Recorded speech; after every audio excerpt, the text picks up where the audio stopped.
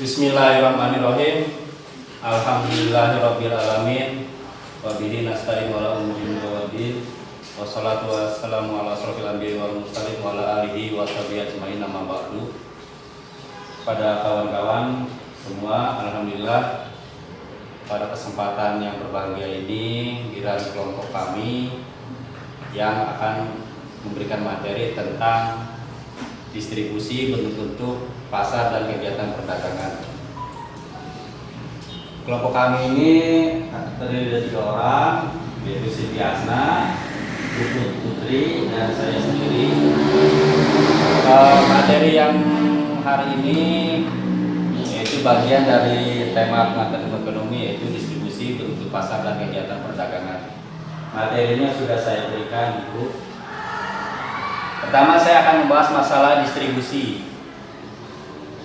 Distribusi secara umum adalah penyaluran barang hasil produksi dari produsen atau penjual ke konsumen. Nah, ini teori-teori ini bisa dibaca.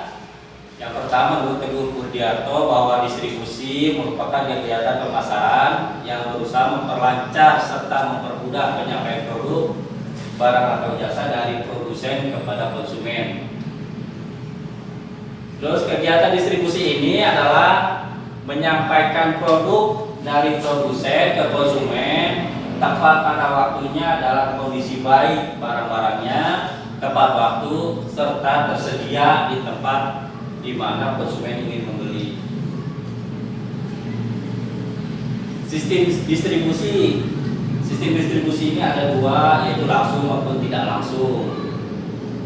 Nah, biaya distribusi.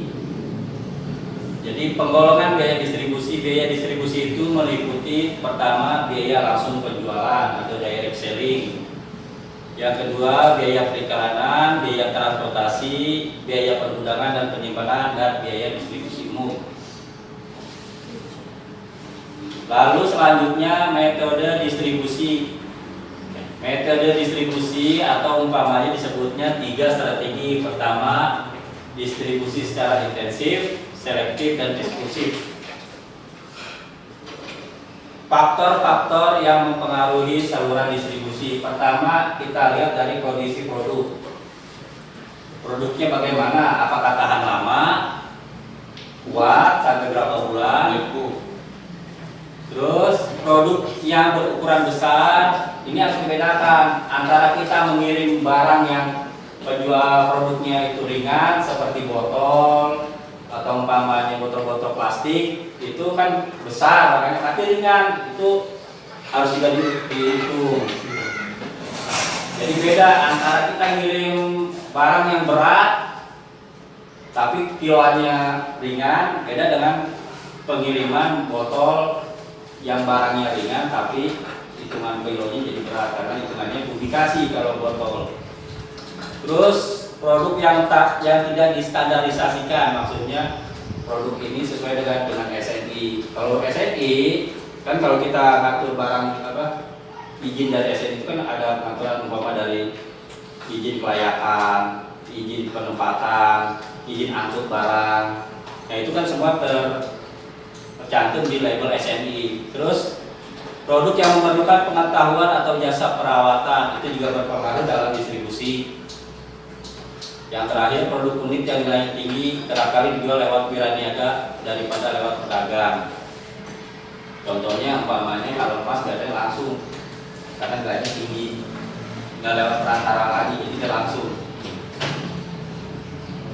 Pemilihan saluran distribusi dipengaruhi kelebihan dari berbagai instansi yang berbeda-beda dalam menjalankan tugasnya. Lalu penentuan saluran distribusi dipengaruhi oleh saluran yang digunakan oleh pesaing. Sifat-sifat perusahaan menjadi peranan penting dalam memilih saluran distribusi. Strategi ada 3 macam. Ya bisa ini kesorot sama HP di video ini. Agak mepet sini. Strategi ada 3 macam dalam pemahaman pemasaran mengenai kebiasaan pembeli pelanggan, tingkat gross margin dan turnover. Nah, sekarang kita dari distribusi tentunya ujung-ujungnya adalah ke pasar. Kalau kita bicara mengenai pasar, tentunya yang ada di pikiran kita pasar yang becek, ruwet, macet. Nah, dalam ilmu ekonomi, pasar itu adalah bertemunya penjual dan pembeli serta adanya transaksi jual beli, baik tatap muka secara offline maupun lewat daring. Intinya yang kata kunci dari pasar ini adalah transaksi jual beli. Jadi kalau hanya bertemu pembeli dan penjual tanpa adanya transaksi, tidak disebut pasar. Nah, pasar, dari pasar tersebut, dari pengertian tersebut lahirlah bentuk-bentuk pasar. Yang pertama ada pasar output, ada pasar persaingan sempurna dan pasar persaingan tidak sempurna. Ada lagi yang disebut pasar input. Yang bagian-bagian dari pasar input adalah tanah, tenaga kerja, pasar uang, pasar input modal, dan pasar skill atau kewirausahaan. Kita lanjut ke pasar output. Pasar output karakteristiknya, ciri-cirinya pertama pasar pada umumnya. Jadi pasar-pasar yang ada di Jawa Itali atau di mana itu disebutnya pasar input. Adanya transaksi atau tempat yang sama dan waktunya. Jadi waktunya dan tempatnya itu sama. Maksudnya tempatnya di sini, waktunya dari pagi sampai ke sore. Persaingan itu terjadi antara penjual dan pembeli. Persaingan antar penjual biasanya itu dari segi harga, pelayanan, promosi. Kalau dari segi pembeli itu biasanya terjadi kesediaan pembelinya itu mau belinya berapa banyak. Contohnya kita menginginkan si A dan si B. Si A ingin beli barangnya umpamanya 100 dus, ya si B ingin membelinya 200 dus dengan harganya sekian. Itu biasanya saingan, rebutan. Seperti kalau umpamanya kita beli gas, kalau di kelangkaan gas itu kan kita saling rebutan. Nah, kalau pasar persaingan sempurna itu sama di pasar-pasar seperti umumnya. Pembeli dan penjualnya sama-sama banyak. Terus untuk harga, satu-satunya yang mempengaruhi harga di pasar sempurna yaitu adanya transaksi antara pembeli dan penjual.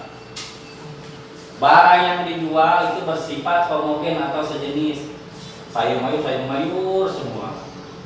Blok sini buah-buahan. Terus kalau ada pasar ceplak, makanan semua. Barang-barang yang dijual di pasar di sini semuanya barang yang sejenis.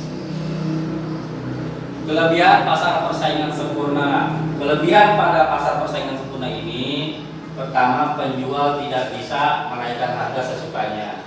Kalau dia naikin, konsumennya bakal kabur. Terus tidak perlu ada biaya promosi. Jadi kalau di pasar itu nggak perlu ada promosi. Banyak kalau sebab dia pembelinya dan karena barangnya sama, jadi nggak perlu ada promosi. Persaingan antar penjual sehat karena yang diperjualkan bersifat homogen. Mudah memilih dan menentukan produk baik barang atau jasa yang akan diperjualbelikan. Kekurangannya karena sifatnya sama, barang yang dijual, inovasinya jadi nggak terasa, nggak ada inovasi dalam penjualan. Terus tidak ada produk pengganti karena produknya sama. Contohnya kita mau beli sayur mayur di pasar cepak kan nggak bisa karena yang dijual itu kan sama. Terus membatasi pilihan konsumen dalam satu jenis produk tertentu, sama seperti tadi contohnya kita mau beli umpamanya buah kita datangnya ke pasar sayur, pasti jarang ada. Limbah dari pasar ini cenderung tidak dikelola dengan baik, contohnya ya sampah.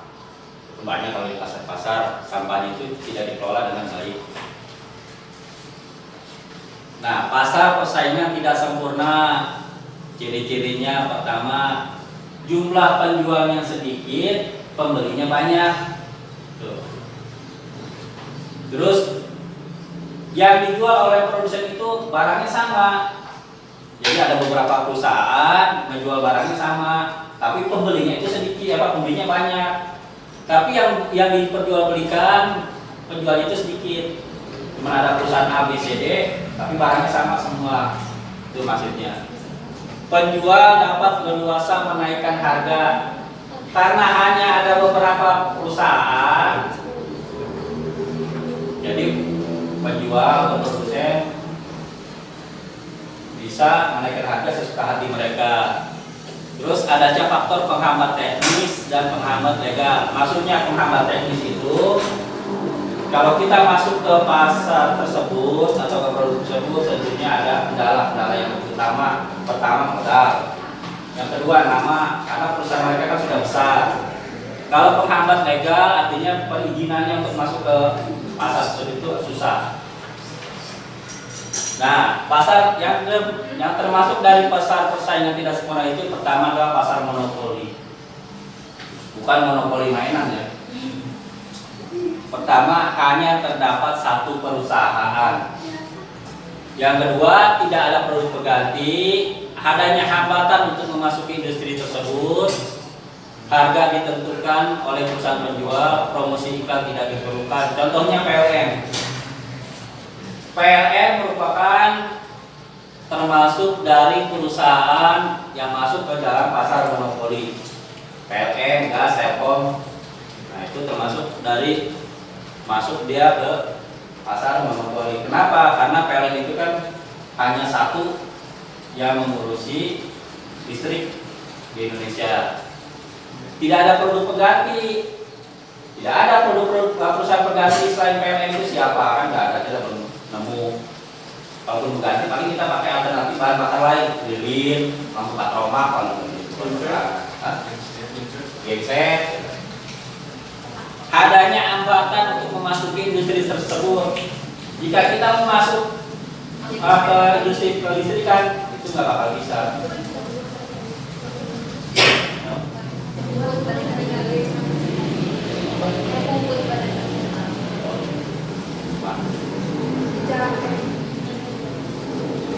Nah, kita lanjut lagi.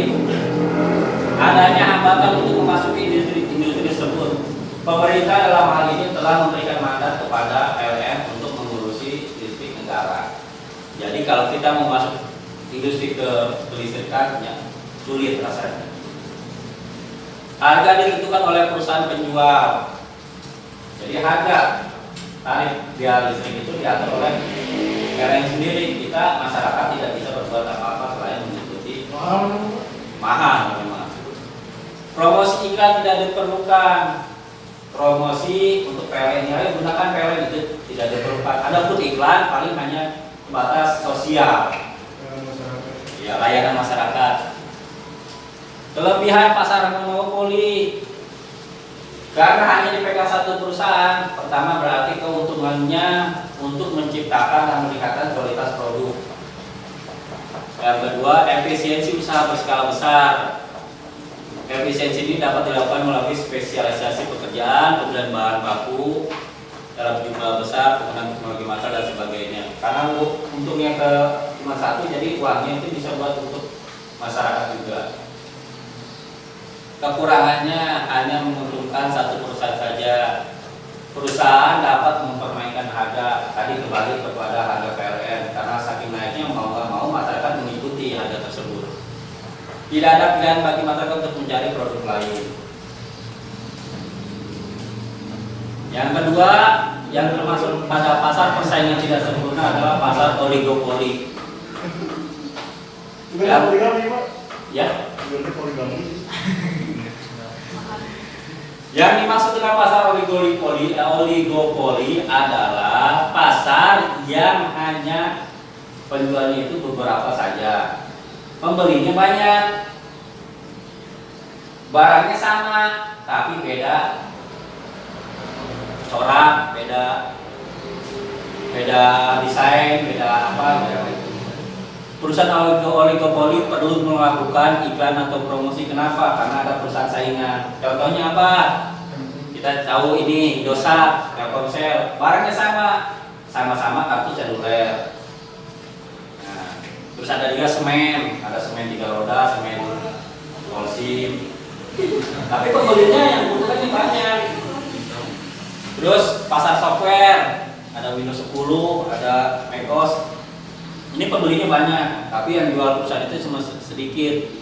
Yang itu yang disebut dengan pasar oligopoli. Nah, ada lagi pasar monopolistik. Pasar monopolistik itu terdapat banyak penjual, penjualnya banyak. Produknya sama, hanya beda. Tadi kembali sama dengan oligopoli. Produknya sama, beda desain, beda corak, beda rasa. Contohnya apa? Aqua sama Ades, sama-sama air minum yang dijual, hanya beda merek, beda desain botol. Iya merek emang. Iya merek. Emang apa? Yang gua bawain. Merek.